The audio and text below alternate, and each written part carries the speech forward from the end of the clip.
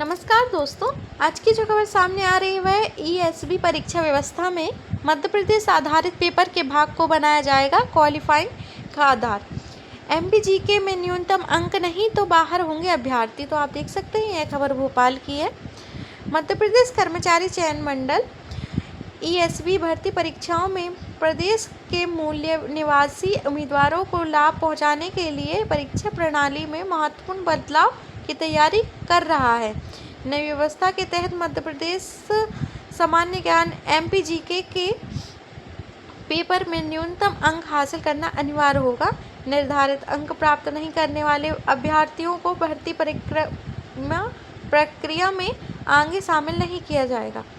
अन्य विषयों में उनके अंक कितने भी अच्छे क्यों ना हो, सूत्रों के अनुसार प्रश्न पत्र में 100 प्रश्न पूछे जाएंगे।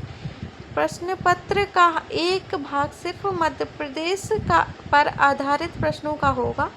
इसमें मध्य प्रदेश सामान्य ज्ञान सहित अन्य टॉपिक रहेंगे। इस भाग में 25 अंक के 25 प्रश्न होंगे। प्रश्न पत्र के इस भाग को क्वालिफाइंग प्रकृति का बनाया जाएगा।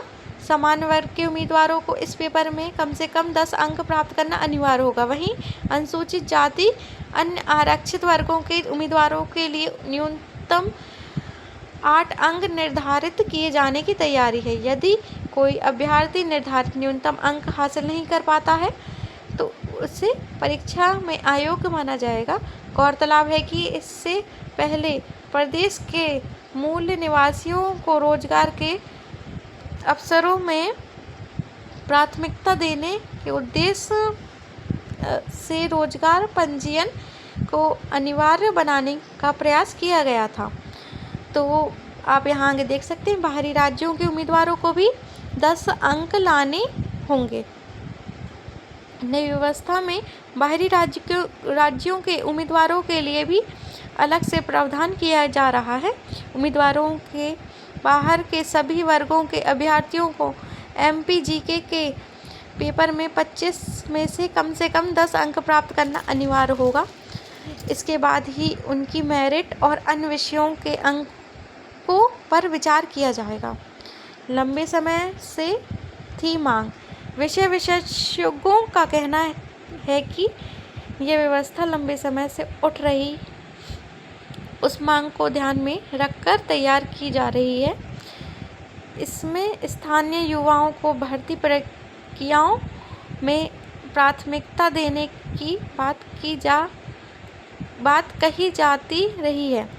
प्रदेश के बारे में जानकारी रखने वाले उम्मीदवारों को इस व्यवस्था का सीधा लाभ मिल सकता है। कानूनी चुनौती नहीं मिलेगी। सब्जेक्ट एक्सपर्ट शरद प्रयासी का मानना है कि इस प्रावधान को कानूनी चुनौती मिलने की संभावना अपेक्षाकृत कम है।